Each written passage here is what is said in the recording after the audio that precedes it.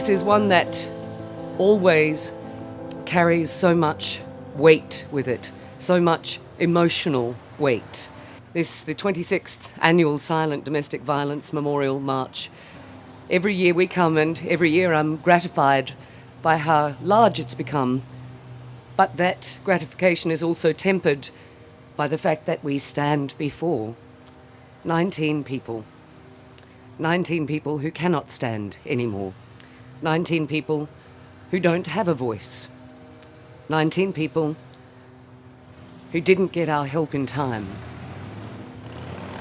And every year, I'm sure, you and I commit ourselves to being that voice, to coming together, to be the solidarity that each of these people needs, and for all of the others who live in silence but live with the persecution of emotional, spiritual, financial, and of course physical violence.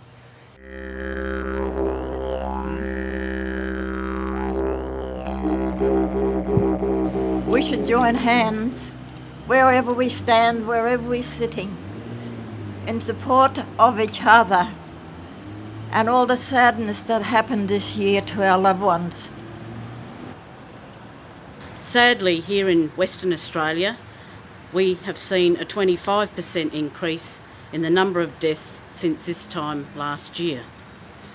In the last year, 8 women, 7 men, 2 children and 2 infants have been killed as a result of domestic homicide perpetrated by an intimate partner, ex-partner or family member.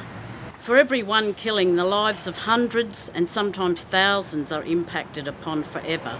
When a family member is killed, not only does the immediate family become traumatised and devastated, entire communities are affected. No one should think they are immune to the devastation of family violence.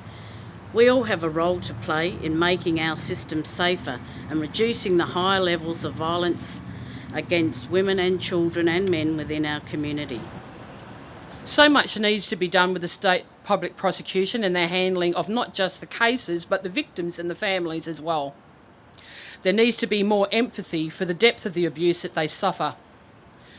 And there needs to be a lot tougher judges. They have the opportunity to hand out a sentence that would fit the crime, but for reasons unknown to us, they choose to be lenient. This act reverberates through the community that this particular crime is of less importance. So the victims stay in their situations because there is no hope. And the perpetrators keep doing what they're doing because there are no dire consequences. Harsher sentences will drive the message home that violence is not okay. And choosing to do this, you will be punished. My mother, Jodie Raylene Webster, had been involved in a very toxic, violent relationship which resulted in her death.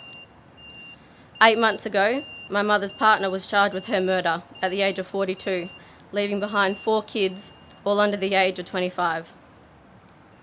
This is something that I thought I would never have to go through or talk about, not at the age of 20 and not ever in this lifetime. This is also very raw and not something that I would ever want any family to have to go through.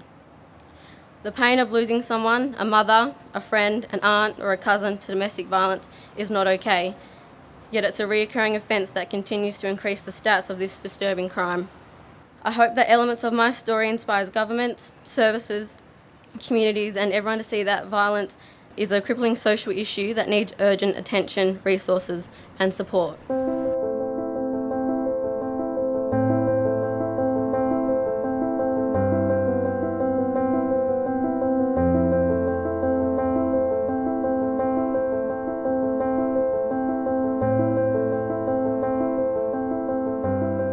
Today we march to one of the lives of those 19 very important people.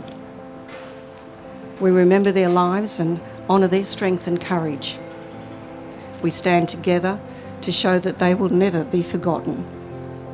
And we march together with hope that one day there won't be a need for a march such as this, because this society, Western Australia, will be free from violence and abuse.